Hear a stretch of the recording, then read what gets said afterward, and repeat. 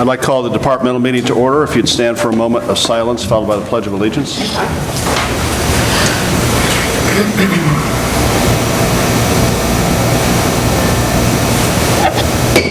I pledge allegiance to the flag of the United States of America and to the republic for which it stands, one nation, under God, indivisible, with liberty and justice for all. Okay, welcome everyone, and welcome everyone watching at home.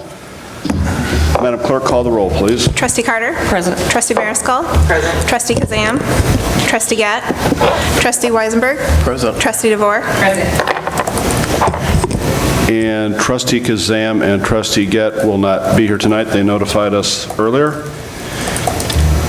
Next, we would be at approval of the minutes from the departmental meeting Tuesday, April 27, 2019. I'd ask for a motion to approve the minutes. Motion to approve. Second. Okay, I have a motion and a second. Are there any questions or corrections? Hearing none, all those in favor of approving the minutes signify by saying aye. Aye. Those opposed? The ayes have it. Next would be comments from the audience. Anyone wants to address the board tonight, please come forward and give your name.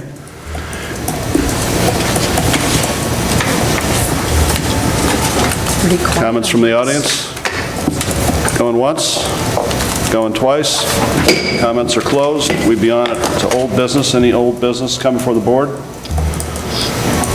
Hearing none, right into new business. First is economic development. First is an action item. It's a site plan and special use approval for 3707 North Vincent. I'd ask for a motion to approve that. Make a motion. And do I have a second then? Second. Okay, thank you, Trustee Mariscal. Dustin, since Trustee Kazam is absent, you want to set this up, please? Sure. This has already gone through zoning. This is at 3707 North Vincent. If it sounds familiar, it is. This is also going to be another used car lot. So same parameters as far as usage, vehicles, parking, et cetera. So, Questions? You know I do. Okay. I have a problem with another car lot going in there when last car lot didn't do very well, meaning probably should have never been there.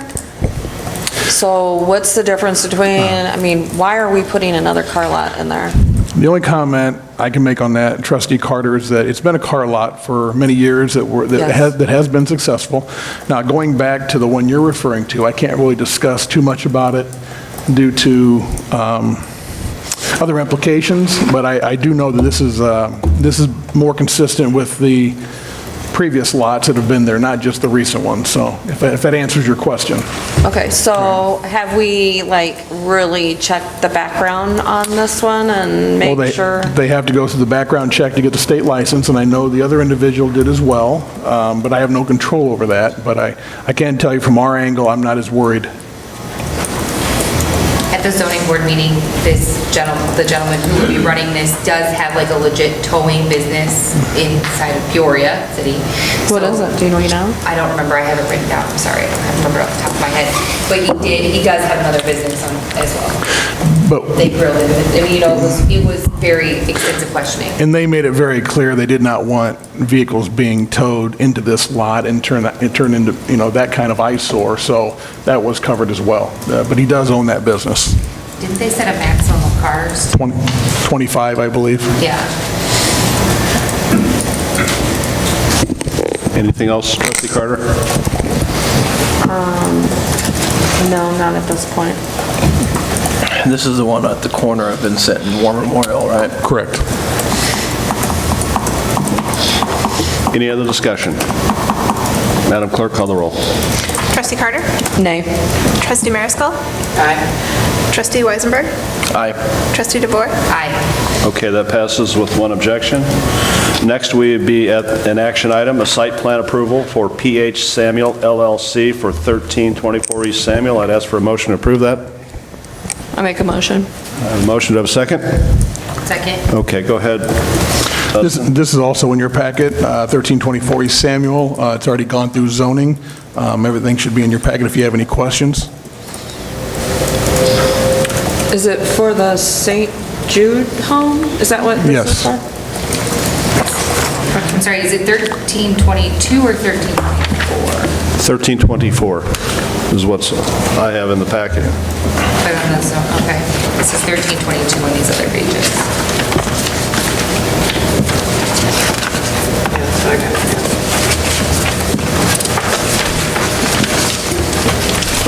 Let me clarify. Yes. Okay, anyone else? Any discussion? Ready for the question? Madam Clerk, call the roll. Have we, Have we decided, is it 1322 or 24? It's 13, it is 1322. All right, then we're going to need an amendment. So,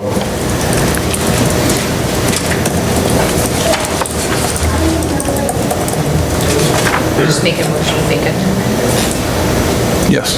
Chief, is it where the blue house was torn down on Samuel?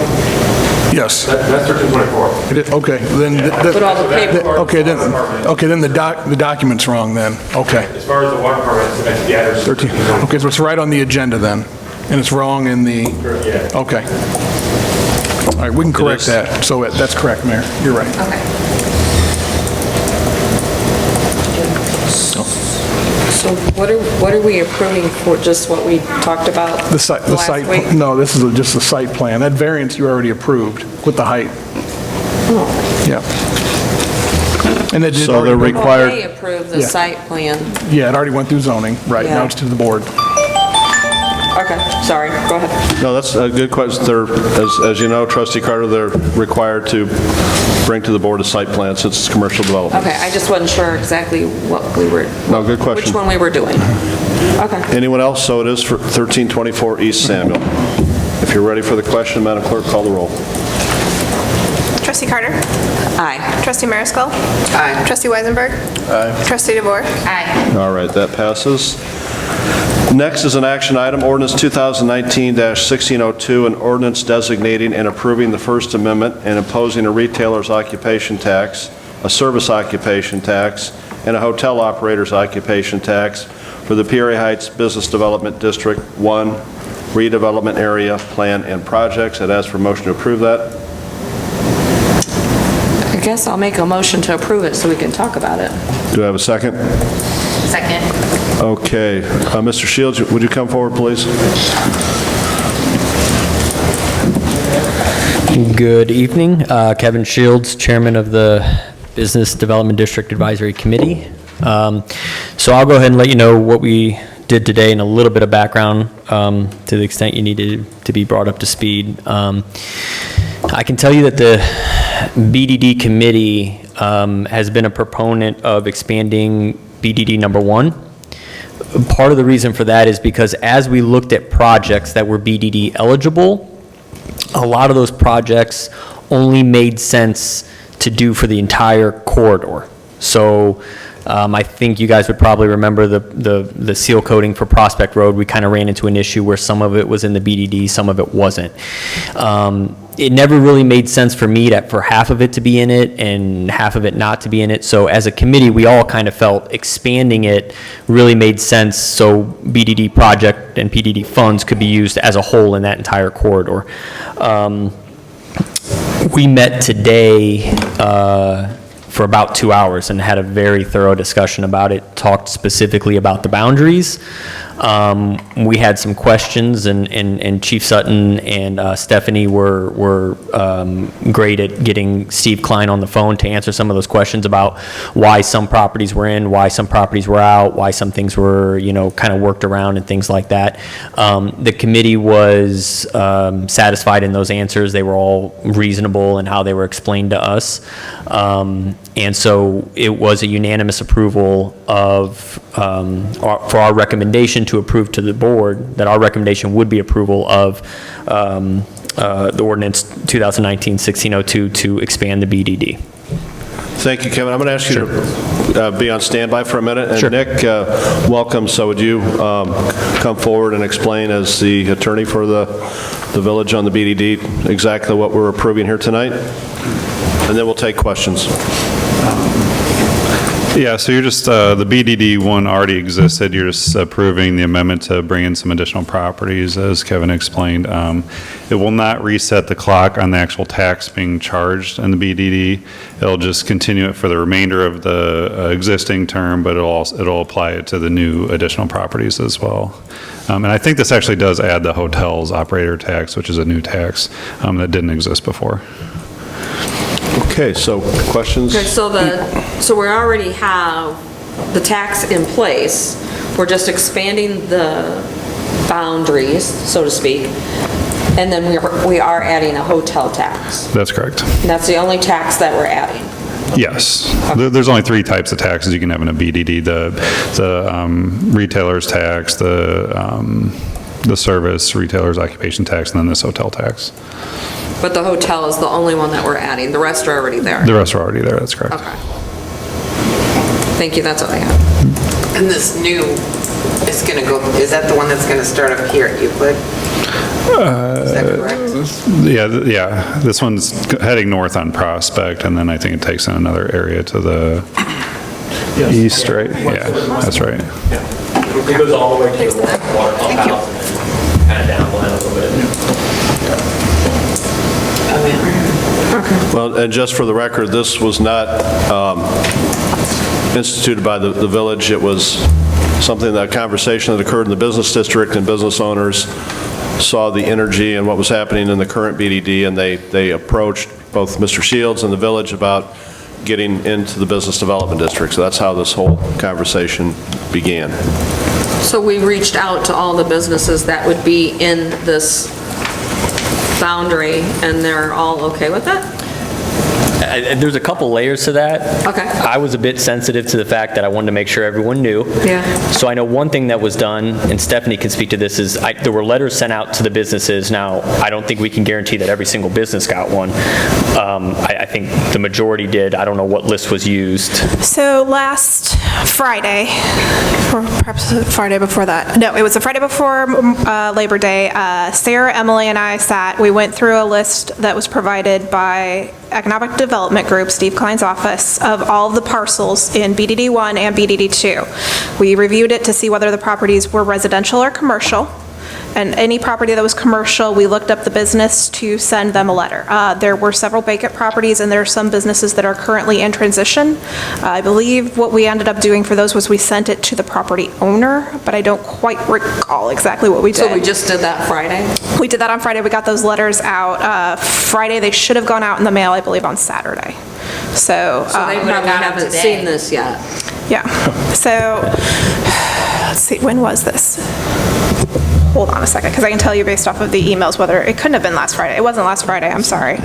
It was the previous Friday, because it was right after the board meeting that we had where Trustee Weisenberg asked us to do it. So that would have been, there was a week in between. Yes, Sarah was in the office Friday. Yeah, thank you, Mayor. Yes, I'm sorry, I'm mistaken. So it was a week, okay. It was a week prior. So they have enough time to get it. That's what I was just. They had a few days. We estimated that they would receive it by Wednesday and have approximately 2 days, 3 days to contact us, the Thursday, the Friday, and then today because of the long weekend. So we were trying to get them out as fast as we could.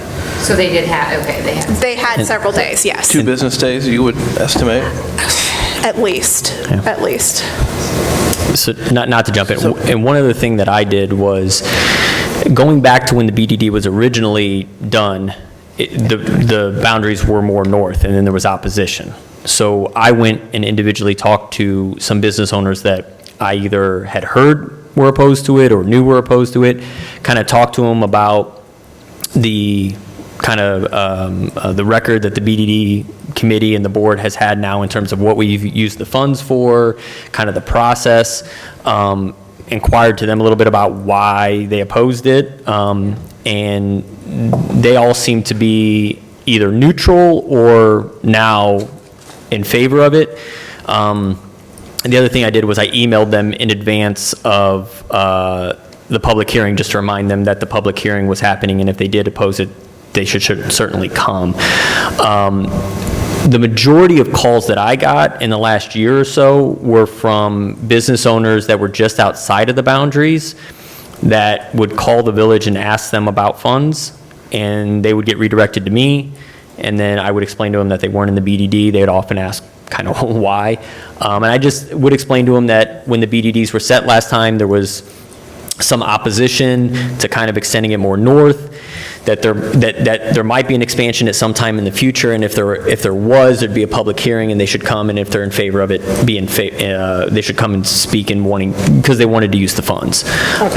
So I kind of did my best to talk to most of the opposition. I think was kind of along the restaurants a bit north, kind of talk to them, let them know what was happening, let them know that the expansion was going to probably be coming up for a vote. If they did oppose it, they needed to get to the public hearing, and just kind of try and feel them out for if they had questions and things like that. And so at this point in time, I have not one person or business owner has at least said to me that they were opposed to being included in the BDD. Okay, thank you. Well, we can't for certain say all of them are notified. Oh, no, we can't. So, I mean, some of them, I mean, hopefully the majority of them got the letters. I only talked to a small, subsection of people that I knew had concerns before. So I could say it's almost certain that not everyone has been. I'm sure there's got to be a handful that probably slipped through the cracks of didn't get a letter or, now there would have been the public hearing notice in the paper, but no one sees Who reads that. the paper? No Right, one does. exactly. But I can, here's what I can tell you is, we've kind of made a concerted effort at the committee level when things are happening to really push that information out. And one of the things we've done is we've tried to utilize even like the chamber email list to blast it out to people. And that's where I've kind of got people contacting me, is calling me because they got the email from the chamber saying, I want to know more about this, and then telling them, we're sorry you're not in the BDD. But no, I mean, I can't say for certain that every single business owner that would be affected by this has received a letter, although I think it's safe to say that a letter is not required. That would have been above and beyond what the village would have been required to do, and me going out and talking to people certainly would have been above and beyond. So no, I can't say for sure that every single business owner had something put in front of them or had me knock on their door to say, you're going to be in a BDD, come and talk about it if you don't want to be, but I would feel pretty confident in saying probably above 90% have. To operate a business in the Heights, don't you have to be licensed No, generally? No? we do not have any licensing process. So we have no way of knowing what businesses are in the Heights? Like, we don't have like a master list? So typically what we do is the state of Illinois provides to us, we can request from them a list of businesses, and what they do is they base it off of who's reporting sales tax to them. Okay. So even that is not necessarily complete, because some people might not be in compliance, or they might not be required to report sales tax to the state of Illinois. So typically for this, what we did is we were checking it against our water department records, because we find that that's usually the best way to kind of have the most up-to-date information for addresses, is to look at the water records, because those are generally going to get updated and more often than anything else.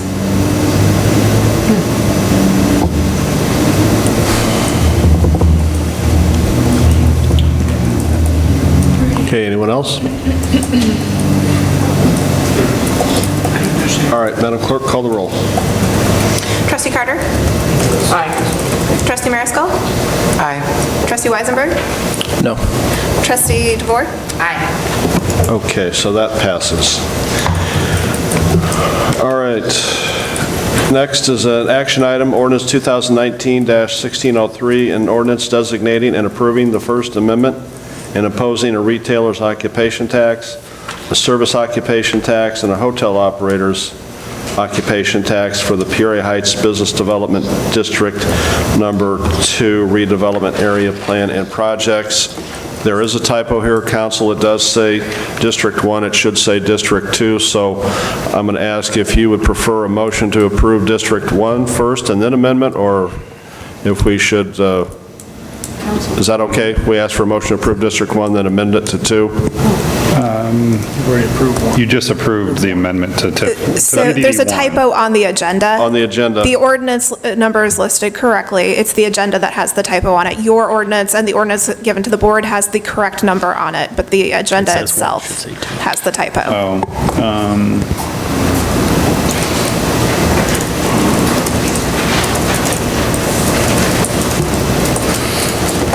Yeah, as you had said. So, but I did it that way. Ask for a motion to approve as it reads in the agenda, then amend the motion? Yes. Okay. All right, so I would ask for a motion to approve this. I make a motion. Do I have a second? Second. Okay, so due to a typographical error, it should be Business Development District number 2, so if I could ask you, Trustee DeVore, to amend that motion to be BDD number 2? I would make it a motion to amend it to be BD number 2. And there's their second. Okay, thank you. Go ahead, Nick. Okay, so this will be to impose a new BDD number 2. This runs south along Prospect on the east side of the road, captures a lot of residential areas and then some commercial as well. Runs south to War Memorial and then captures both sides of War Memorial, a couple blocks on either side, headed west. Okay, questions for Nick? So this is just actually the same as one, it's just for the different TIF. Right, and BDD, yeah, Business District. Yeah, and this will be a new one, so this will be a fresh So when they're the same timeline. committee, you'll have a different committee, they do their, okay. Or no committee, I mean, whatever the board chooses, yeah. But there's nothing different in this one, in BDD 2, than what is in BDD 1? It'll operate in the same way, a similar type of project, a lot of commercial projects and public infrastructure work, streets, sidewalks, sewer, water, that kind of thing. You have a quick question? Go ahead. Well, yeah, by going off the agenda, I didn't realize you were talking about 2. I did have some points I'd like to bring up about District 2. Well, we already had public comment. Go ahead. Go ahead. Well, my point with Business District 2 is that there are 4 of the largest sales tax generators in the village that are going to be in Business Development District 2. McDonald's, Walgreens, Super Liquor, Allman Brothers. And in the study, it said that there was, 90% of that area is blighted. So projects down there are going to take larger amount of funds, and larger amount of funds are going to acquire in that fund. I would like to see a financial firewall put between District 1 and District 2 to prevent the moving of funds as they accumulate, because bigger dollars are going to be needed to do projects in District 2. To see those funds, if those projects don't come up quickly, to be siphoned off into one before the necessary money could be developed for a bigger project down there. In the very least, a cap put on the amount of money that can be transferred from District 2 to District 1 in any budget year. Then the other point, since you are, as I had talked to people and we listened to the public hearing, there are going to be residential opportunities to apply for these funds and to be used. I just want to know if that could be restricted to owner-occupied plots or residences only, so that rental homes aren't improved, but more money in landlords' pockets at the expense of the money taken from the public BDD. And I would have brought this up in public comment. No, that's okay. It's a good question, so I'm going to ask maybe Nick and Kevin to tackle that. But Nick, the board, if it adopts this tonight, could also adopt policies about how money is spent, and is that true? Yeah, and there can be, a million iterations of different types of programs, and any number of conditions can be placed, like you said, for owner-occupied residential, any number of conditions can be placed on that by the village in whatever program they decide to execute. Or if there's dealing with one-on-one with a homeowner or a business owner, they can have any number of conditions attached to the receipt of funds. So it's a village decision on a case-by-case basis, or whatever program they decide to implement. But they have ability by amendment now to put those frameworks in place, especially the firewall between the two districts. Well, the BDD Act does allow for transferring of funds between contiguous business districts. Now, whether or not the village chooses to exercise that option, it's up to them. As far as the plan itself, the plan's going to be more general, so you can incorporate any one of any one of 100 different types of projects, but then what they're actually going to do going forward. And there are a lot of communities choose to do programs like a, downtown business facade grant program, or, I think what's been contemplated here is a residential type program to help people fix up their homes. Those can have any one of a number of specific conditions attached to the funds. So the plan is more general in nature, the type of project you can do, but specifically how those funds get spent can be dealt with on a case-by-case basis. But there's nothing, like you said, there's nothing that prevents them from siphoning money from two for projects at one. There's nothing that prevents that now. Unless they were to do an amendment that says we are going to place a financial firewall between the two districts, only allowing a maximum of 10% in one budget year to be moved from two to one. They would be allowed to do that. Right. As a part of the establishment. Yeah, but then I suppose a future board could undo that and amend it to say something different, so, yeah. But at least they would have to go to the motions of voting in front of the public that they would do that. Right. I think we're all on the same page, and I like what you're asking. I mean, we really need to get this in place first. I think we all have pretty much the same goals in mind, and that is to keep development occurring up in the current business district, but also to work on single-family homes and neighborhoods and housing and streetscapes. And you're right that the War Memorial Drive corridor generates a lot of sales tax from McDonald's and from Walgreens and from the Alwyn's properties. So I would encourage the board, as if we pass this tonight, then to come back and adopt some policies that you're talking about.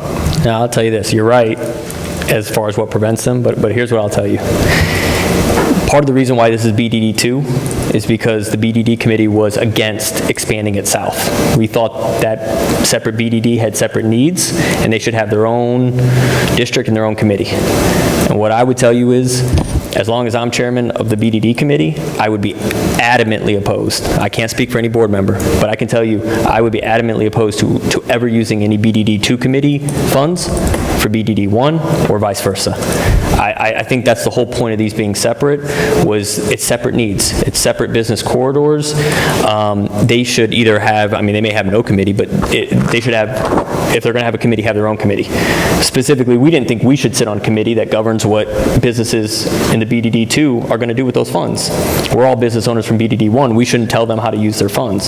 So, Nick's right. I mean, amendments can be made, they can be undone, but what I can tell you is philosophically, from at least the BDD committee, and this board has done, I think, a great job of listening to that BDD committee, these should always remain separate. I mean, there's going to be, I'm sure, instances where sometimes you need to transfer funds a little bit administratively to conduct a study. I don't know if that was done in this case, if money was taken from BDD 1 to do a study. I don't know or not. It may be a little bit. BDD 2 has currently borrowed funds from BDD 1 in order to pay for administrative costs. Right.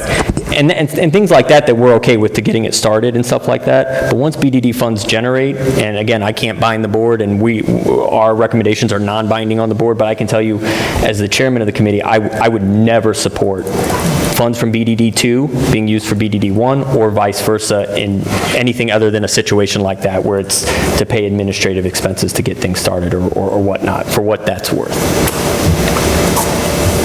So we obviously have guidelines now for one. I mean, could we add in there, like put a cap on there and, kind of do that? Or is it in here about transferring money, or?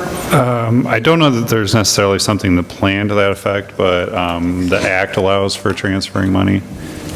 Now, also, another part of the BDD Act does allow for spending money outside of not necessarily sharing between BDDs, but you can use money outside of a district on a project if it influences traffic coming into the district. So, for instance, if you want to do work to like the interchange between Prospect and War Memorial, because you think if you improve that, it's going to drive more traffic to the northern Prospect businesses, you could technically probably make an argument for spending BDD BDD1 money on that, thinking that's going to draw people into BDD1, even though it's being spent outside of BDD1. In this case, it'd be actually being spent in BDD2. So that's another thing you can do with business district money for infrastructure type projects that will impact the actual business district. Okay, so Kevin, do you have a guideline now for one that you guys go by? In terms of what to spend money on? Yeah.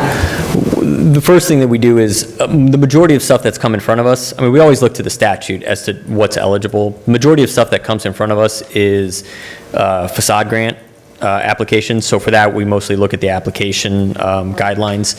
For things that fall outside of that, we will occasionally refer back to the development plan, the original one that was done. We've gotten away from it a bit, but essentially the hierarchy is it eligible by the statute? Can you do it under the statute? Right. If it is, if you're allowed to do it by law, we kind of look to the plan and say, well, is this something that was conceivably kind of within the idea of what Peoria Heights wanted? And then if it's a facade grant, then we look to the facade grant application. But So really, we don't have like a written guide. We just kind of like pull it from here and here and. well, it's sort of that's the way I think most things are done. Even if you look at TIF, for I instance. think he made a good point Right. about if we're going to let homeowners or whatever, because that was what was talked about at the last meeting on this, get a grant to upgrade their home or whatever. We have homes in one.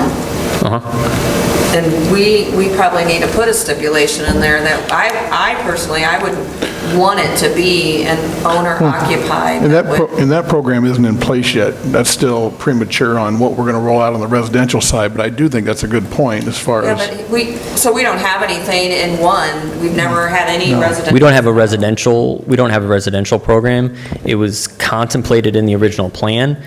We've never actually rolled out a program for that. I think there's a lot less residential in one than there would be in two. There is, but quite a bit. We have some in one. Right. So I think when we do two, we need to make sure that we add it to one, just to make sure it's the same for both, whatever we're going to do for Well, one. and I think I would differ with you a little bit there, not saying that ultimately your result is not the same, or your result is not correct, but I think I was a big proponent of making these separate BDDs, and just simply because the needs are just different. And so my concern was, what happens when you get a project that primarily benefits one, but BDD2 is kicking into or it wouldn't be BDD2, it would just be that district was kicking. There'd be too many instances where something benefits one corridor but not the other. And so the primary reason for developing two districts was the more local you make it, I think the more you can target sort of the best return on investment, if you want to call it that. So I wouldn't necessarily agree that we should always do the exact same in both BDD, even though you might ultimately end up doing that. I think each one sort of needs to be assessed individually. And so if the question is, I think you definitely should do I'm speaking out of turn. I think you definitely should do a residential program in BDD2. Obviously, that's the reason you've got so much resident. That's what I'm saying. Right. Whatever we do as far as a residential on two should be the same as on one, residential. I'm not saying businesses. I am saying residential. But I guess my question to you would be why?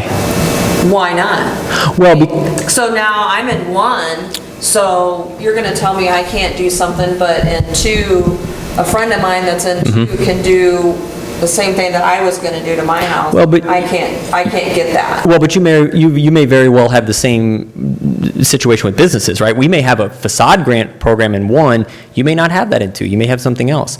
I think with the issue you might get a little bit with residential is, like say the facade grant program, you set $50,000 aside, you say if you want to apply, et cetera and so forth. If you do that in two for residential, not facade, but just some sort of program, there's a lot more houses that can pull from that. If you have a much smaller number of houses in one, I think you then get into issues of, do you allocate the same amount? do you allocate the same? That's where you're talking about dollar amount. I'm not talking about dollar amount. I'm just talking about, If there is a residential program, you got to have one for one as well. that's correct. Okay. I mean, and what we're going to do, I mean, just like the side, I mean, if you have 10,000, maybe we do 50 and that could be different. But I'm saying, if we do something with residential and say that it's owner occupied, which I think is a great idea, then we need to have that Okay. owner occupied in one. So let me play devil's advocate a little bit. What if you see so much development up in BDD1 from just a commercial standpoint, that there's really not a need for economic driving of residential improvements? So what I mean by that is, the way BDD1 is carved out, okay, some of those houses that are in BDD1, I mean, are in great, are right behind some very large things now, right? Some economic drivers, right? There's more money being generated by those businesses, right? So what if you end up in a situation where those houses, even if they're owner occupied, are already benefiting from everything that the BDD is doing? Do you see what I'm saying? In BDD2, you have a lot more houses, you have a lot more area, and that may be a really targeted need of those homes where you may not have that in BDD1. I guess what I'm saying is, a home is not a home, right? I mean, a house is not a house, just like a business isn't a business. Well, There's we can decide that as far as on the board, because I think on that particular issue, we're not going to come to an agreement. Because Okay. if I want a new roof, and it's not stipulated in one, but it's stipulated in two, I have a problem with that. So I think we need to keep it somewhat, Would my you- opinion, somewhat across. So I mean- I understand about the fluctuation of percentage of, I'm not talking about businesses at all, because Right. it is totally different, but as far as houses goes, I think we need to keep it somewhat across the board. And there are some houses in one that could really use some help. Yeah, a lot of them. Get it? Yeah. So even though they are with, beside a business or behind a business, or they could use some help, so that's my opinion. Yeah, and I'll tell you, I guess to address your question a little bit was, that was a specific conversation we had about BDD2, was even though we may not be the committee that ultimately governs BDD2, Yeah. I don't think we should be, was making sure, number one, that there isn't an economic incentive to acquire and demolish those homes, because now we've created an additional BDD revenue source.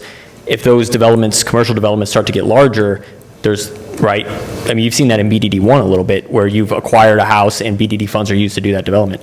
So I think there's a specific, the BDD committee has looked at that and said, you have to make sure in BDD2, you get a residential program in place, and that they're sort of protected somewhat to make sure that those funds are being, in there. My personal opinion, I don't think you need that quite as much in BDD1, but I don't disagree with your statement that if you have a residential program in 2, you at least need to have some residential program in 1. They don't need to, I guess, maybe be identical, but at least something, so residents in each BDD are at least getting some benefit from the program. Right. Oh, thank you.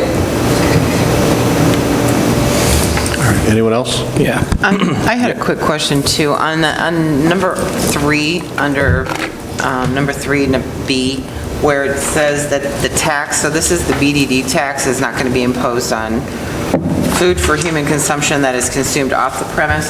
So basically, isn't most of Allwyn's sales for food that's not consumed there at the store? So, They serve one.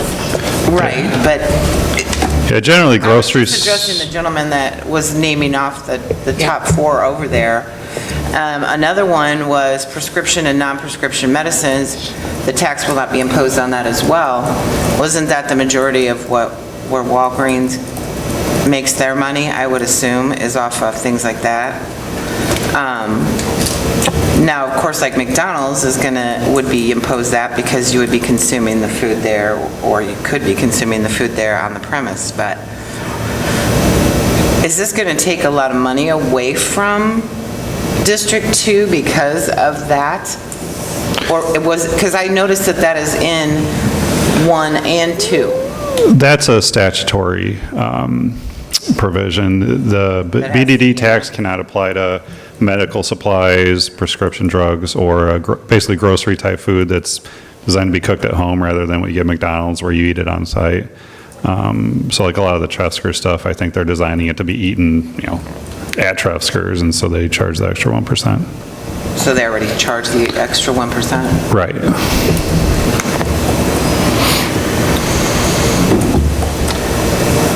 I don't know your name. I apologize. Barry.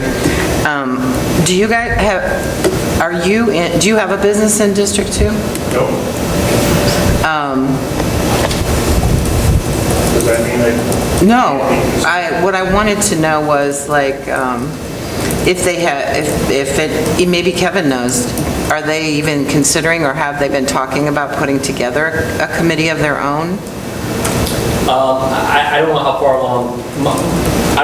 along that discussion has got. My only opinion on it is the committee that exists now, we should not govern that committee. And we shouldn't. No, I agree. We shouldn't expand it. We shouldn't even expand it to include BDD2 members, because then you get issues where BDD1 business owners are voting on BDD2 stuff and vice versa. I think if you're going to have a committee to same as we do, it should be totally BDD2 members.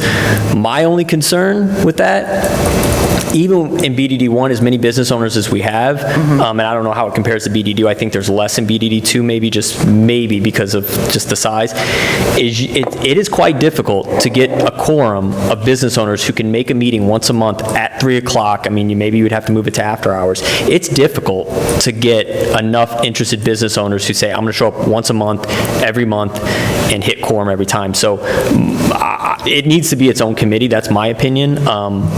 That's really as far along as I think the conversations have gotten, but Chief or Mayor may be able to speak more to that, but I've just simply voiced my opinion that we should not govern BDD2. The business owners of BDD1 should not have input into BDD2. Even on a combined committee, it shouldn't happen. I guess my question is then, if we don't even have anyone here representing District 2?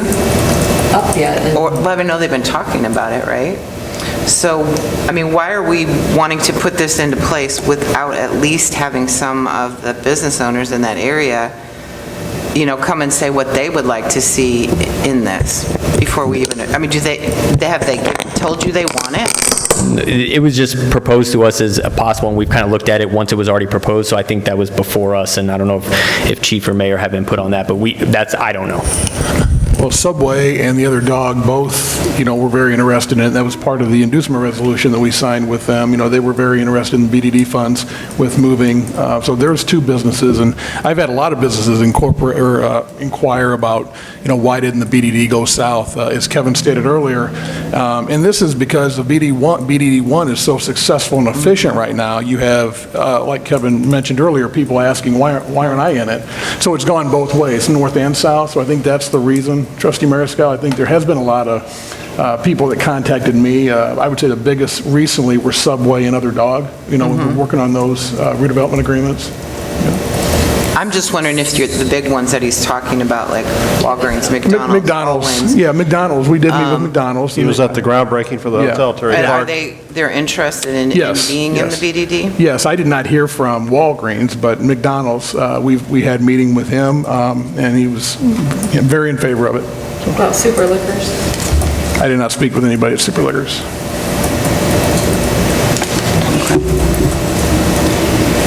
So is that something that we would make the committee? We would go and ask and make the committee, right? It's not anything that Kevin would do. Kevin, he's just a chairman. We asked him to be on that. The committees come from you guys, come from the board. You guys give them the authority to discuss whatever and have whatever kind of vote. And we can also have like residential people, if we want, in there, since it involves residential. Yeah, your committee can be made up from whoever you guys decide. That was brought up as well, and if you remember, BDD1 committee started out at 12. We had to reduce it down because of just what Kevin said. We were having trouble getting a quorum, so. But yeah, that would be up to this board here to make who's on that committee. And there's a lot of communities that don't have a committee at all. The TIF Act provides. And it is. Who does it is the board. The committee originates from the board. You guys made the decision you want to have a committee to help have input into decisions and figure out what's best for the We area. already have one. Right. So let's say we don't have two, then two in reality would be us up here maintaining that. It'd be just like your TIF district. Right. I'm not aware of any other, community that has a committee like this. Not many do. It is I'm just advisory. asking the question, It's though. Like, if advisory. It's something that we all need to know. But I don't want to diminish the role of the committee at all. They're advisory, that this board is going to decide how to spend the money. Yeah, okay. So, but I think this is something we should be proud of, because when we spend that money, we've asked the people who collect the tax to recommend to us how they want to see it spent, and I think we'll do the same with the residents who are homeowners in likewise fashion. So, and that's a good suggestion, that homeowners we might want to put people on this committee. So I'm open to that. I mean, when the board, before I was around here, they collected the tax and didn't ask the business owners how to spend the money. This committee was created recently, so. Well, there were a lot of things done prior, before you got in here, before even the board even knew. Well, but all of you on the board at that time had, I think you had a good idea with passing the BDD, and I think this is also a good idea as well, so. I mean, one thing I would mention is, and this is to me the importance of the committee, because, I mean, Mayor's got it exactly right. You guys make the decision. We give a non-binding recommendation for anything. You don't have to listen to anything we say. But I think the value of the committee is this. When we went back to those same business owners that opposed it originally, the general consensus was, we don't want to be taxed more. And the last time we got a restaurant tax, we kind of told it was going to help us, and then it just kind of went to the general fund. What we were able to do was, as I sat down and talked to these business owners, said, this is the way it works now. It comes to the committee, and we don't rubber stamp things. And one of the things that really moved the needle for these business owners was giving them specific examples when we came to you, and I said, look, they were going to vote on the seal coating thing. We tabled it. We asked them not to vote without our recommendation, and they tabled it. So the board is listening to this committee. It's not just a lip service committee. We don't rubber stamp things. We sometimes raise our voices. You can listen to the recordings. It gets a little heated sometimes. But that was the biggest thing. They said, okay, if this money is actually going somewhere where it's being discussed and it's going to come back and help us, yeah, nobody likes higher taxes, but we're okay with it. So you don't need the committee. But that, I think, is the value of it, is when these business owners or homeowners feel like they're being heard, they don't feel like this 1% is just going into a general fund. And that's sort of been, to these business owners that were previously opposed, I said, look, I can't promise you beyond my term, but what I can tell you is, so far, the board has really, really listened to us and what we have to say. Now, they don't always have to agree with us, but it's that input that has allowed them to get comfort and turn their absolutely not into, okay. So I think that's the value, and that's, I think, a kudos to you guys for going out on a limb and allowing a committee, number one, to be created. Good Lord, putting me on it. And then number two, actually listening to the recommendations when they're not always convenient. I mean, we've come to you and said, no, can you table this? And it was a pain in the butt, right? I mean, you had to go back, and engineering was an issue with the seal coating and stuff, but you've listened to us, and you've deferred to us as the business owners that are, so I think that's the value of it, and I think that's, if you can get the participation in BDD2, I think it's worth it. If you put the committee together and you can't get quorum for 6 months, disband it. And I'll tell you the same thing about BDD1. We had an issue where it was tough getting quorum for a couple times. I'll tell you right now, if I can't hit quorum for 4 or 5 meetings in a row, I'll come here and tell you disband it. They know if they want to be heard, they need to come to committee meetings. If they're not going to come and we can't get quorum, then we shouldn't be wasting our time, and we shouldn't be wasting your time. Disband us. Yeah. So as long as it's working, I think it's a good idea. Okay, so, I'm sorry, I just have another comment. Okay, so we got the TIF in place. We expanded the TIF, correct? Yes. And now the next step is the BDD to get that expanded, or actually to get it set up in 2 and expand it. Right. And then the next step, as far as us, the board goes, we can get the committee going and going forward on that, right? Because that's the steps. Right, and then and then back to your recommendations idea, there are other communities that, and with TIF and BDDs both. We can get into that when we get the committee going and set up guidelines, I think. Yeah, and a lot of places will set up guidelines. It's not a plan. It doesn't control anything as much as lets everybody know this is more likely than not, how we're going to use the money, what type of conditions we're going to put on that, and so that's something you can do as well, yeah. So between one, this is my last comment on this, between 1 and 2, they're pretty much got the same verbiage. Yeah, one's an amendment to bring, yeah, right, one's an amendment to bring new property into an existing BDD, the other one's a brand-new BDD. Okay. Otherwise, it's the same, yeah. Thank you. Go ahead, Trustee Weisenberg. Thank you. So owning a house as a rental is a business, and this is a business development district. So why would we restrict a landlord from using BDD funds, but not a retail business owner? Something that we can discuss. I mean, if the majority wants it all, then... I mean, but why would we? I mean... Well, I think it's a good question. I don't know that we would, but...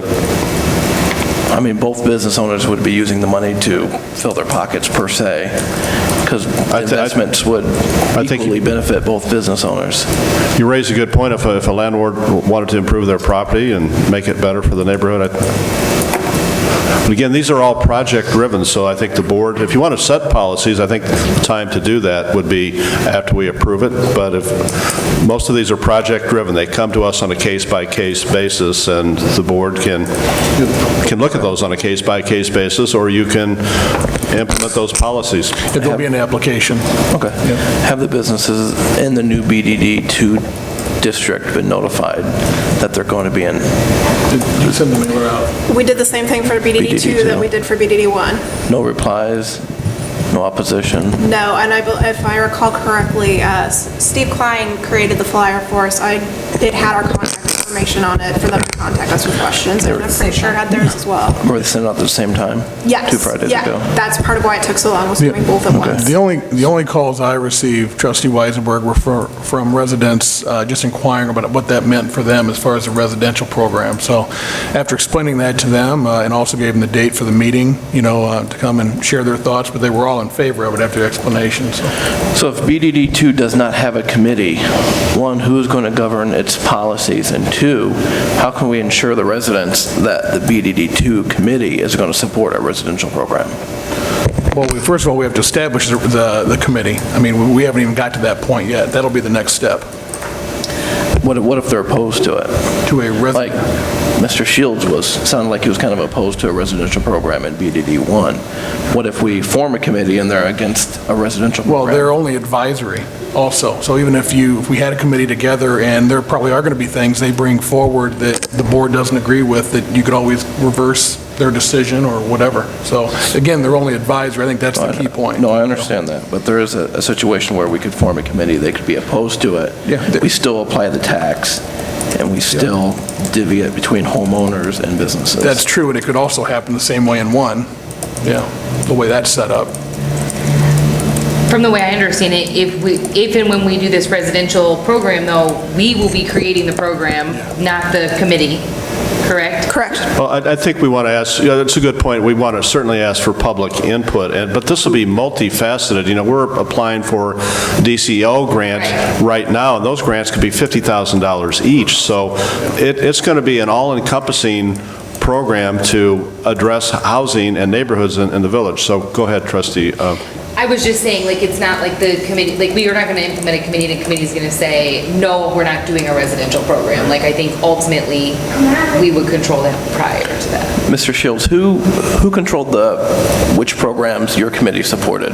Like the facade program, was that something you guys determined, or was that the board that determined? It was before my time. My recollection was that was sort of maybe somewhat of a joint effort, kind of based on the input of some of the committee members at the time in administration. But I'll tell you this about a residential program. I mean, ultimately, you guys are the ones that vote on everything and decide. If you put out a program, you put out a program. If you put out a program for residential BDD 1, we'll fully support it. Where, there's kind of an issue about what do we, in terms of guidelines. Part of the problem, I mean, this is just in practice. You have this redevelopment plan, but you get 6 months out from it, and you're really far away from it. And by that, I just simply mean when BDD 1 was put together, they could have never envisioned the village looking like what it looks like now and what was going on. So perfect example is they had a ton of money set aside for a stoplight at Marietta. That's in the plan. Now I'll sit here and tell you, we're not bound to that, right? Like, so the biggest thing we try to do as a BDD committee is say, what was this money intended for? What was the goals here? How do we achieve that?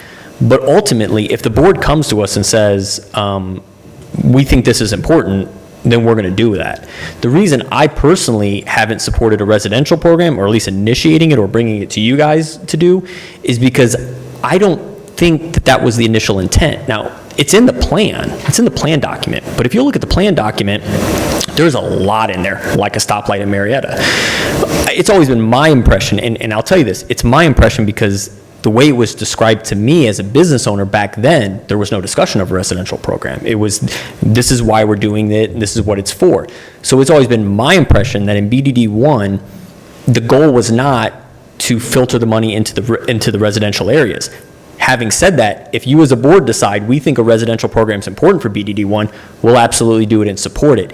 It's just that disconnect in trying to figure out kind of what you want us to do, and then sort of taking that. The way I see the committee is, our goal, our job as the committee, is to take what you guys want to do the legwork for you, talk to the businesses, talk to the people, residences, if that's residential, property owners or landlords or whoever it's affecting, do the legwork for you and come back with a recommendation. I don't think really our goal as the BDD committee is to set policy as to what programs should be done, other than to maybe tell you guys what we're hearing from people, what we're hearing from business owners or property owners. So my stance is, whatever programs get created at the board level with maybe some non-binding input from a committee just from what we're hearing on the ground, but that's kind of it, so.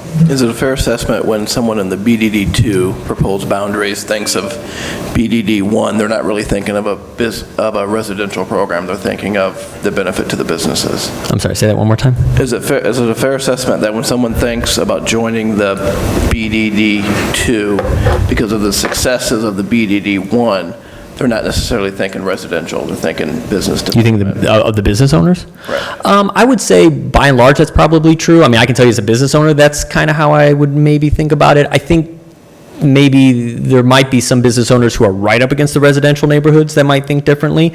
I can tell you, like at Heritage Square, if it went back behind Heritage Square, I'd like some of those areas to get fixed up because I think that benefits me as a business owner. But I think you're probably right. I don't think Walgreens sits there and goes, "Oh, this is going to be great for the neighborhood," or McDonald's, or any of those other, maybe Super Liquors. But no, I think you're right. I don't think they think that.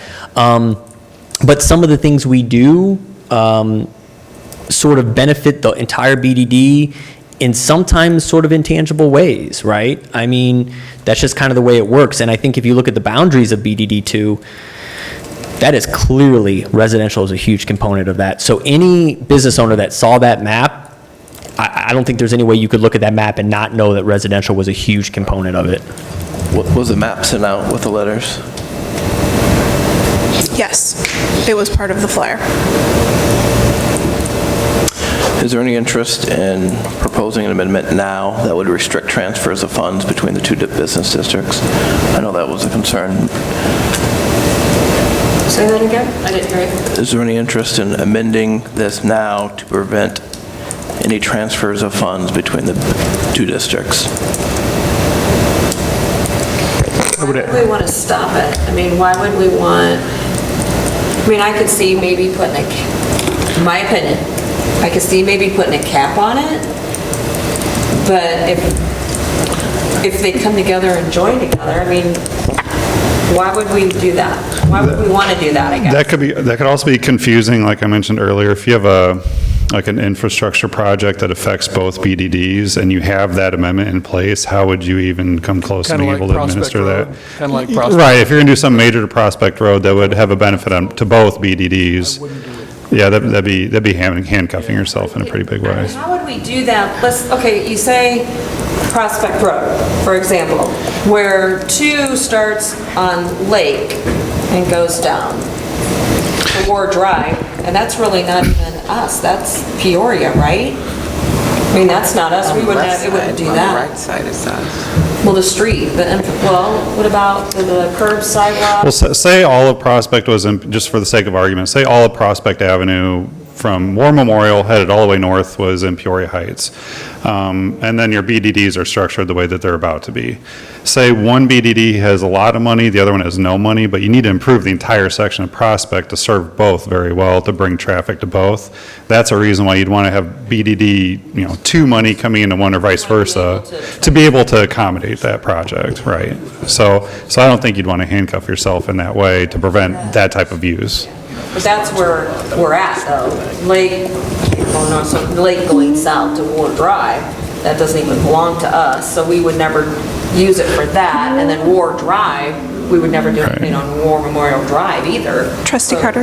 Right? We actually just did seal coating. We have an agreement with the city of Peoria to take care of Prospect, both north and south, all the way to Cox, I believe. Is that correct? Yes. So see, Cox going down. the current seal coating is the perfect example of what Mr. Nelson was just stating. It doesn't have to be, it could be a water line where you're trying to get from one part, it could be any one of 100 different types of projects, but there's a reason they want to share the money. Just something to think about.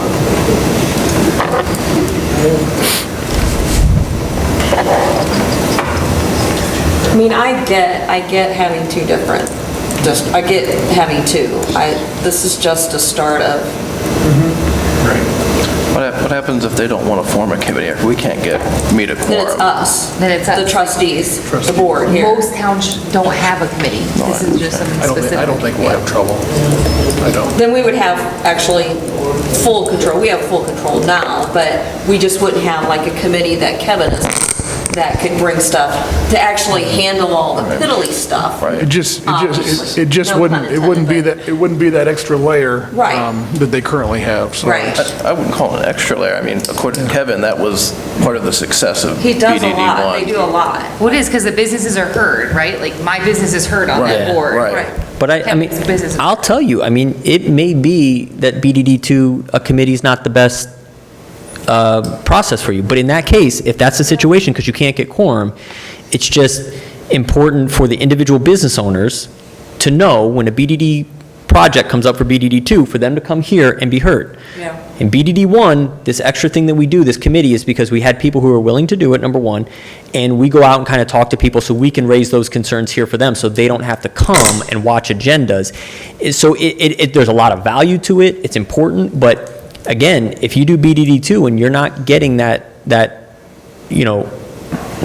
level of participation in a committee, a business owner can still look at the agenda and come up here and say, no, don't do this seal coating program, don't do this facade grant program, and you guys will listen to them. You're going to hear them, but the problem is it's just one person talking. When we come to you, we're pretty confident that it's a large majority of the business owners in the BDD that are kind of being represented, because if there's 4, 5, 6 of us voting on something, a lot of times each one of us have talked to a couple businesses, 3, 4 businesses, that's just the way it works. So you may end up finding that a committee is not the best thing for BDD2 because you have a smaller number of businesses up there. It might take us a while to even get a committee going. It could be 6 months, it could be a year from now before we actually get a committee. My 2 cents is going, but in the meantime, it would be us. My 2 cents is you don't start with a committee, you just start it, you put a feeler out there and you say who would want to be on a committee. And if you get enough participation and they know, hey, you're going to have to be at every meeting and you have enough people that want to do it, then start a committee. That's just, that's the way I would do it. Trustee Carter, just as a point of order, we would not actually receive any funds from this until April 2020. Am I right that it would be implemented January 1st? Yeah, that's right. Okay, so if it's implemented January 1st, the state would start collecting the money. We wouldn't receive any of the money from the state until April.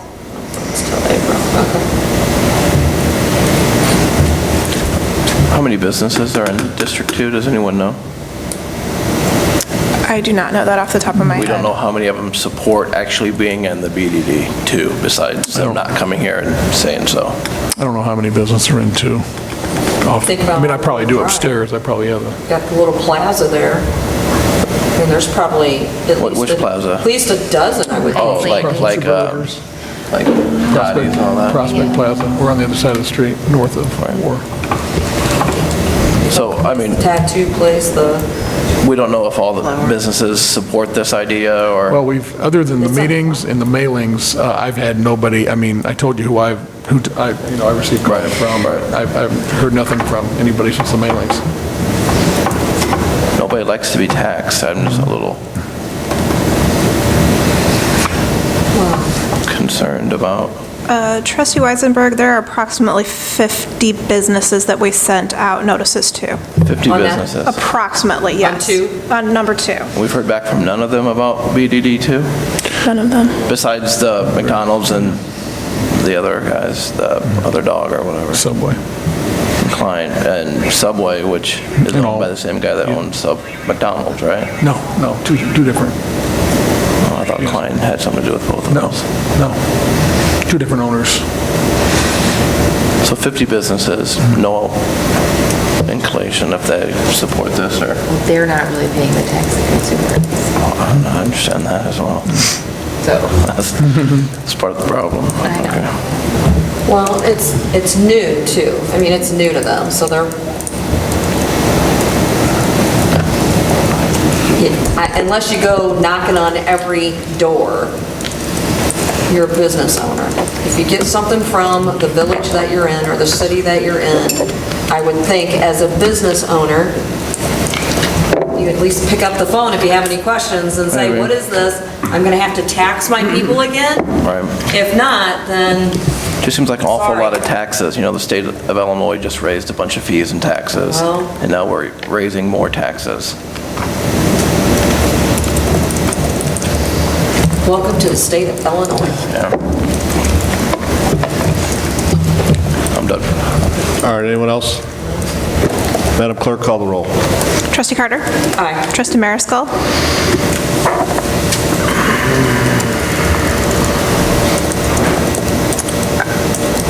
I'm going to say no, just because I would like to get more information on some of these businesses if they even want this, so, no. Trustee Weisenberg? No. Trustee DeVore? aye. Trustee Weisenberg, were you a yes or no? I didn't. No, I'm a no. Oh, no, so it's tied? It's tied. I will vote yes. All right, so that passes. Next is approval of the Taste of the Heights event and the street closure request. So I'd ask for a motion to approve the Taste of the Heights event to close the street. I make a motion to approve. We have a second? A second. All right. I don't know that Dustin, you want to give a quick explanation? Well, no, we had Hugh last meeting attend and give an update on kind of what we're doing as far as the street closure. Just to reiterate, we're going to do a similar street closure that we did for the art fair. It's just going to be flip-flop to the northbound lane, so we'll have plenty of police presence for traffic control. We don't foresee any issues, so. Any discussion? Madam Clerk? Trustee Carter? Aye. Trustee Mariscal? Aye. Trustee Weisenberg? Aye. Trustee DeVore? Aye. All right, that passes. Anything else under economic development you want to talk about tonight? Okay. On to police. Trustee DeVore, a discussion of recreational marijuana and marijuana dispensaries. You want to start, Sarah? In your packet, we got a memo from Miller Hall and Triggs about some questions that we should ask ourselves if we are going to allow dispensaries within our limits or not. So I don't know if we want to discuss how we feel about that, what questions maybe we want to put to answer to ourselves to put ordinances into play, or where we're at with that. I'm for it. The only reason I say that is because I know a decision hasn't been made yet for Peoria, but I don't know, it's just my feeling that it probably is going to pass. And I don't know, I just think that we should get in on the taxes that could be generated from this. So that's my opinion. And we don't have the fortune of being Morton and being able to ban dispensaries and the next dispensary be 20 miles away. I think it's almost certain that Peoria is going to approve it. And when they do, we could very literally have a dispensary on the other side of the street because of the way the borders and the heights are. So even if we say no to dispensaries, there could be one across from McDonald's. and people see that as the Heights. So the way our border is, even below the hill, the Gardner, was that Gardner Lane School, used to be, that's a Peoria property. We could very well have a dispensary go in there, and everyone would see that as being right in the middle of Heights neighborhoods. So with the way our borders are, we can't be Morton, we can't be East Peoria, and there's no way to keep those dispensaries from being right across the street. If we were to ban it, we would probably, most likely, literally be surrounded by dispensaries if Peoria approves it. Plus, I think it's not going, I mean, we could put ordinances in place. Chief Sutton and I were talking earlier about that. You know, perhaps we don't want people walking down the street, you know, smoking cannabis, but maybe there would be designated areas, or maybe in your own homes or backyards or wherever we want to say that it would be okay to do that. Can it be restricted? Yes. I know there's Smoke-Free Illinois that It can be, says- it can be restricted, and I would, as the police chief, I would say that I'm not for public consumption, obviously, that's my biggest concern. I don't think we want that look for many reasons. You know, as far as the dispensaries go, my only concern about the dispensary is location. You know, for the last 8 months, I've had a lot of phone calls regarding this topic, and some of the locations they were proposing, I was right in the business district and a couple other places really close to dug into the residential neighborhoods that I was not for, but I know it was very premature, but they were just inquiring. So I advised them to come back at a later date, and they have. But I think location is key. I think that's one of the biggest conversations we should have is if we are going to allow this, where are we going to allow it?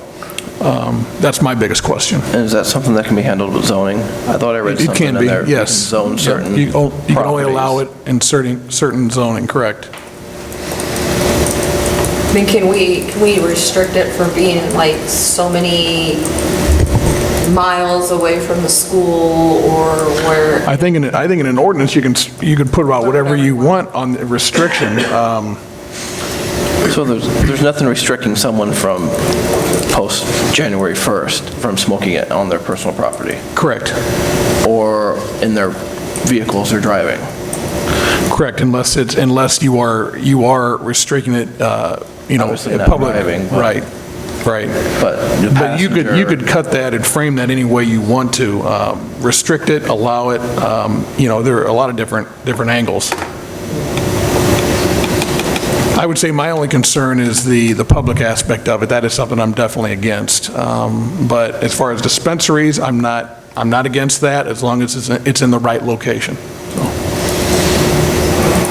But I think that Trustee Weisenberg makes a good point.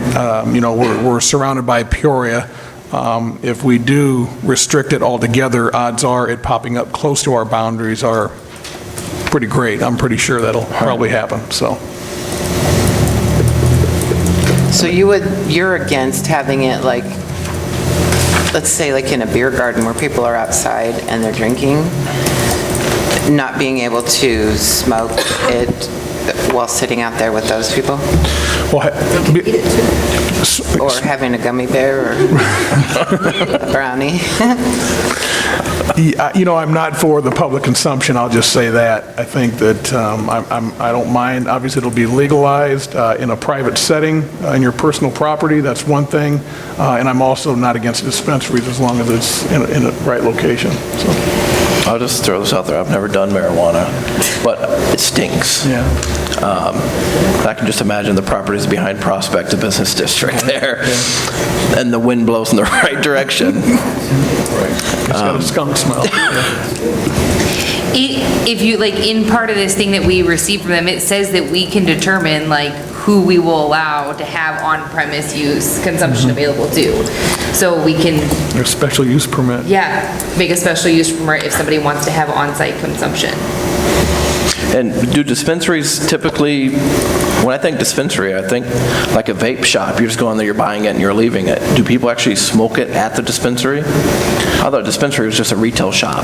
I don't think they smoke it, no. It's equivalent to the clinic that was over here on Kelly. I think you go in, you get what you're purchasing, and then you move So on. it's the super liquors of marijuana. Yeah. Respect. It's not like a hookah bar. Or, I don't know why they where call it go, dispensary. You Why not leave. Right. Yeah, you take it with you.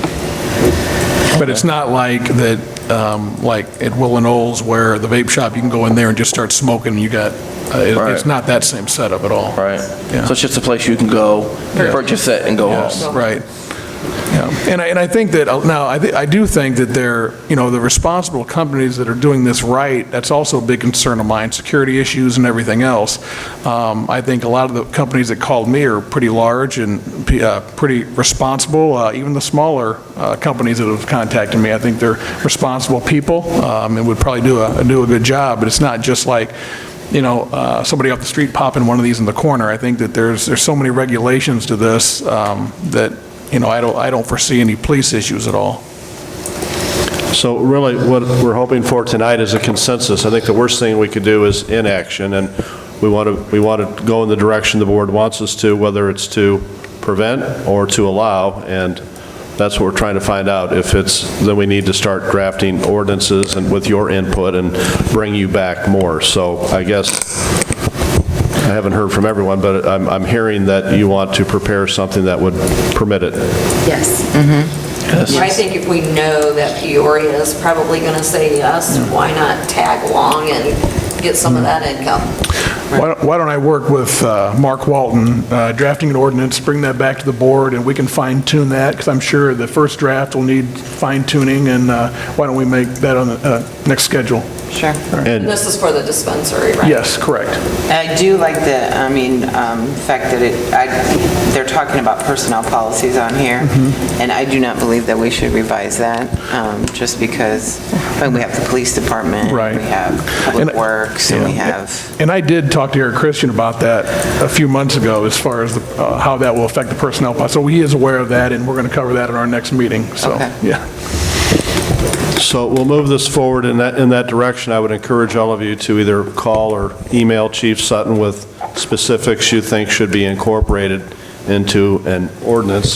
This will be a work in progress. I heard everybody on the BDD wanted people contacted, so we're going to make sure we contact the public and get it out to the public that we'll be addressing this question as well.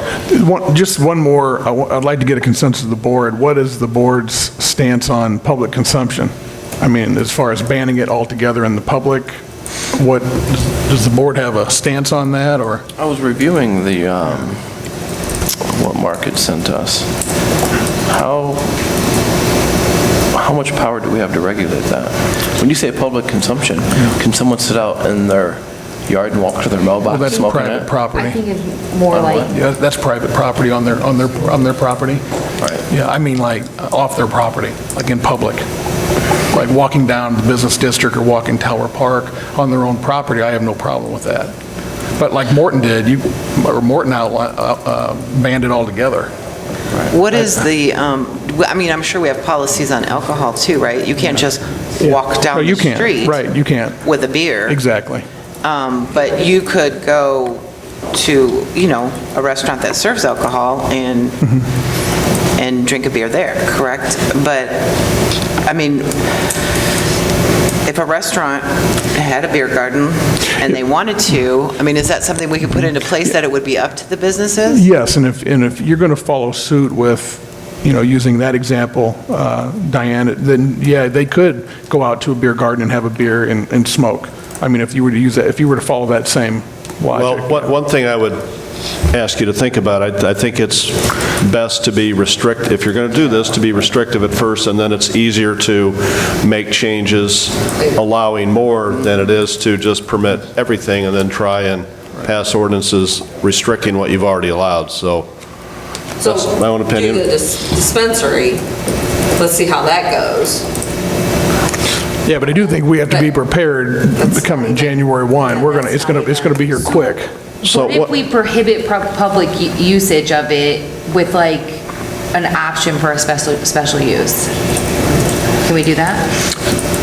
Not that I think that, I can't really So I'm think going of to a come up with reason I would a special approve use it. because I want to go smoke it as I'm walking down. No, it's a business, like, As a business. yeah, if they wanted to apply for a special use, so they could allow it. For example, let's just say Sullivan's, they wanted to allow it in the street seat, I think that's what you're going to get. And I would prepare yourself for those questions, because people are going to say, is it okay to smoke on the property? Is it okay? Is that what we want? They can't Doesn't smoke cigarettes out Smoke-free there. Illinois still applies. Well, they get 15, around that. how many feet? Yeah, some of the street seats would, All outside of that. Yeah, but they're serving food there. yeah. I think it's That still. would be a question for an attorney. Heritage Square is going to get a new name. So would you all like this brought back to the next committee meeting, which would be the fourth Tuesday, correct, Madam Clerk, in September? Correct. Is I that think what we we're all want in to visit? agreement about the dispensaries. It's the public consumption is where we're stuck at. And I can have a sample ordinance prepared on both. I was just trying to get a consensus of the board, at least a starting point. Yeah, we wanted to know if you wanted us to prepare an ordinance opposing it or permitting it, so. I say permitting it. Public, Oh, for public? for public. Not the dispensaries. No, dispensaries, I think we all agree on that. That's a yes. Yes. I say the public use more towards the no. Yeah. We could, like the mayor said, we can always go back on that. I caution just opening up to everybody. We can always roll that back if we see that. I just worry that, are we duplicating the smoke-free Illinois stuff? I mean, I thought that pretty much guarded from public consumption of cigarette smoking. Yeah. Well, I think there's a trailer bill Didn't that's. I'm not sure if that would fall under the same. You can still smoke. But you're not supposed to. That's why, I mean, look 15 at, feet for from a- example, yeah. they have the, at Silver Dollar, they have like the little beer Beer garden. tent. You go out, you go in the bar to drink for the non-smokers, but if you're a smoker, you go outside the little beer tent, you can drink and smoke out there. What happens if Well, we roll up? The statute, you have to have a designated area, and that's what a lot of Right. bars have gotten around. They've built this little area to go Yeah. out and smoke, and you're going to run into the same thing with cannabis. Yeah. That's what you're going to run into. And So- it comes in so many forms. Yeah. I mean, Not all like, of it. are you going to mind if, I pop a gummy bear? you- You know what I you're mean? I don't, well, But are we talking just smoking it? Is that well, I think right? Do we have to we would have to address cover all of it? Yes, we'd have to cover all of it. Well, the smelling, like the burning of it, it smells worse than other forms of it. So I mean, I think if you're worried about no. consent, Right. then that would be. Well, let's, why don't we have the ordinance as far as public consumption, let's restrict it, let's start there on dialogue, how's that? I'll have an ordinance drafted up, and we can talk about that. Then we can get into the specifics on the different layers and forms. Okay. And that'll be at the departmental meeting. And again, please email or call with your suggestions so we I can would have. like, before we restrict anything, to have a public meeting to see what the citizens of Peoria Heights feel about it. I mean, if they're not concerned about the public consumption, why should we pass a regulation restricting it? Well, I'm not sure that's the look we want walking down Prospect. It does, like you said, it is a smell, that's one aspect of it, but that's my opinion, but I don't vote. No, I understand, but Right. if the people of Peoria Heights, if the public opinion is the other way, why would we go the opposite? Well, that's true, but it's the same thing if the Village of Peoria Heights wanted to adopt golf carts being a legal transportation, I would not support that either, just because it's a Supports police chief, voluntary custody. that brings another issue, to me. So anyway, I have the same rationale with that I would not agree with a lot of different, and I don't agree with that, but that's up to the board to decide. Are we going to hold any public meetings about this? This is the first right now Well, no, that's I been on the agenda publicly. No, I understand that. I said, so as moving forward, I try to get the word out. I thought there'd be more people here today, because I talked to some people about it in the community and said, we're having this meeting, come share your thoughts, and nobody shows up. A couple of people, Frank, other than Frank, but, I've had a lot of conversation, but they're not here tonight. So I think moving forward, and we're not passing it next board meeting, we're still in discussion phase. Can I just ask, I don't know, I'm going to ask a question. Okay, so is there a statistic out there of how many people that got in an accident or killed somebody driving under the influence of marijuana versus under the influence of alcohol? I would say Yes, there Anything is. out there? I would say Yeah. Oh, yeah. alcohol Yeah. far exceeds it. Where do you find that at? Well, you can get IDOT stats, you can get, the state police website, they're there. I would say alcohol far outweighs. Well, I don't want under the influence of whatever. I want strictly the number Yes. of marijuana that has actually been in a car accident. All those stats are They are available, there. yeah, by year. Under, I'll send you the link. Yeah, I'll send you. okay, please. Okay. been researching it. Yeah. And you can, it's. It's like I'm from here to here, the interested in difference. this to see before I ever make the vote But- public. All right, trustee DeVore, anything else under police? No, I finished. Okay, any miscellaneous business come for the board? Do we have anything, Mike and Dave? One thing I was gonna say, we're gonna close the hill this Thursday, the 5th, for routine maintenance, so between 9 and noon. And that is posted, I saw And on the hill. posted, and I Yeah. put it on the website. Excellent. Sarah put it on the website. Yeah. Okay, great. Thanks, Mike. Hopefully, we can open it up earlier, 9 to noon on the 5th, this Thursday, so clean up time. Okay, thank you, Mike. That's done. Dave, you got anything? Okay. Anything else? Okay, we'd be at the treasurer's report. All right, as of the end of the month of July, there was $2,455,776.88 in the village-controlled accounts, and there was $939,663.13 in the water-controlled accounts. All right, you've heard the treasurer's report. Any questions? I'd ask for a motion to approve the treasurer's report. Do Make a motion. I have a second? I do. Any discussion on the motion? Madam Clerk, call the roll. Trustee Carter. Aye. Trustee Mariscal. Aye. Trustee Weisenberg. Aye. Trustee DeVore. Aye. Okay, thank you. That passes. Next is payment of the bills. I'd ask for a motion to pay the bills. Make a motion to pay the bills? I have a motion Second. and a second. Any question on the bills or discussion on the motion? I do. So we had almost $1,500 with targeted advertisements to a HYFN. What are we advertising? Hyphen? Yes. Yeah, What page are you on? I'm on my computer, page 2 of 7, about halfway down, 44867. How's the government spending $1,500 advertising? What are we advertising? What page are you on, Brandon? 2. It says 2 of 7. Oh, in the packet, I have no idea. It's still page 2. It's like at the end, when you hit the Peoria Heights General Fund check details, it's on the second page. The first item number is 44867, 8/15/2019. So specifically, those are, it's the contract, yes. So it's the contract where they're working on doing targeted advertisements in specific zip codes for us. They were advertising all of the movie nights over the summer. The work that we had agreed with for them was to do specific advertisements for the main events in the summer. It was going to be approximately about $1,000 a month. This particular bill covered more than a month's time, which is part of why it's so Who are they large. sending advertisements to? So I've it's never more, seen one. it's more that on specific websites. So you know how specific websites will show you different ads based off of demographic data? So they're doing that. They're having specific web advertisements show up for specific zip codes and also based on, I believe, specific demographics, but I don't know that much about it. It's out of marketing as well. Our marketing budget.